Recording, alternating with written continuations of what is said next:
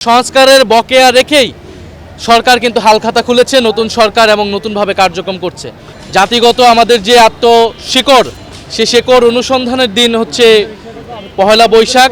আমরা আজকের দিনে স্মরণ করছি আমাদের জুলাই গণ অভ্যুত্থানের অন্যতম সারথি শরীফ ওসমান হাদি, যিনি পহেলা বৈশাখ নববর্ষ অত্যন্ত আনন্দ উৎসাহের সাথে উদযাপন করতেন। ইনকালাব মঞ্চ থেকে পহেলা বৈশাখ এরকম অনেকগুলো উৎসবকেও দলীয়করণ করা হয়েছে। সকল বাঙালির সাংস্কৃতিক কেন্দ্রের জায়গাটা হচ্ছে এই বাংলাদেশ। বছরের এই প্রথম দিনে সবাইকে জানাই নববর্ষের শুভেচ্ছা। জাতীয় নাগরিক পার্টি এনসিপির পক্ষ থেকে বাংলাদেশ এবং বাংলাদেশের বাইরে সকল বাঙালিদেরকে এবং আমাদের পাহাড়ি জনগোষ্ঠী সকলকেই আমরা নববর্ষের শুভেচ্ছা জানাচ্ছি। আমাদের পহেলা বৈশাখ আমাদের একটি আত্মপরিচয়ের দিন। আমাদের জাতিগত আমাদের যে আত্মশিকড়, সে শিকড় অনুসন্ধানের দিন হচ্ছে পহেলা বৈশাখ। বঙ্গাব্দ শুরু হয় এই দিনের মধ্য দিয়ে, বৈশাখের এই প্রথম দিনের মধ্য দিয়ে। আমরা আজকের দিনে আমরা জাতীয় নাগরিক পার্টির এনসিপির সাংস্কৃতিক সেলের পক্ষ থেকে ক্ষুদ্র আয়োজন, যেখানে গান উৎসব হচ্ছে, র্যালি হয়েছে, ছোট ছোট দোকান স্টল দেওয়া হয়েছে। আমাদের যারা এখানকার শুভাকাঙ্ক্ষী সমর্থক আপনারা আসছেন, আপনাদেরকে শুভেচ্ছা জানাই, কৃতজ্ঞতা জানাই। আজকের দিনে আমাদের প্রত্যাশা অনেক বেশি। আমরা চাই বাংলাদেশ বৈষম্যহীন যেই নতুন দেশের জন্য আমাদের তরুণ প্রজন্ম রক্ত দিয়েছে, জীবন দিয়েছে, সেই নতুন বাংলাদেশ আমরা প্রতিষ্ঠা করতে পারবো।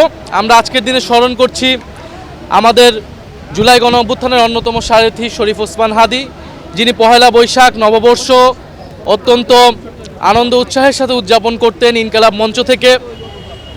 এবং আমরা আরও বলবো যে আপনারা জানেন যে নববর্ষের এই দিনে পহেলা বৈশাখে হালখাতা খোলা হয়, যেখানে সকল বকেয়া পরিশোধ করা হয়। আমরা চাই জাতীয় জীবনে আমাদের যত বকেয়া রয়েছে সেই বকেয়া যাতে পরিশোধ করা হয়, এটা সরকারের প্রতি আমাদের আহ্বান থাকবে। সেই বকেয়া হচ্ছে জুলাই সনদ।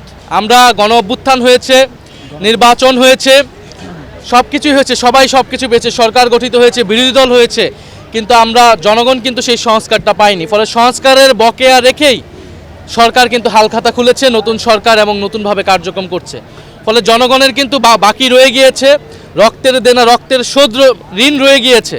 ফলে আজকের দিনে আমাদের কমিটমেন্ট, আমরা এই যে নতুন বছর শুরু হচ্ছে, এই নতুন বছরে আমরা সেই বকেয়া পরিশোধ করব। জনগণের যে আত্মত্যাগ, তরুণ প্রজন্মের আত্মত্যাগ, জুলাইয়ের যে সনদ, সেই সনদকে যারা নানাভাবে অমান্য করার চেষ্টা করছে, গণভোটকে অমান্য করার চেষ্টা করছে, গণভোটকে অশ্রদ্ধা করছে, গণভোটের রায় মানতে চাচ্ছে না যারা, আমরা তাদেরকে বলতে চাই যে অচিরেই গণভোটের গণরায় অনুযায়ী সংস্কার বাস্তবায়ন করতে হবে।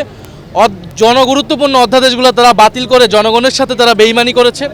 আমরা আশা করব দ্রুত সময়ের মধ্যে নতুনভাবে সেইগুলোকে বিল এনে আইনে পরিণত করতে হবে। আপনারা অলরেডি দেখেছেন যে মানবাধিকার কমিশনের, গুম কমিশনের সকল সদস্যরা কিন্তু পদত্যাগ করেছেন।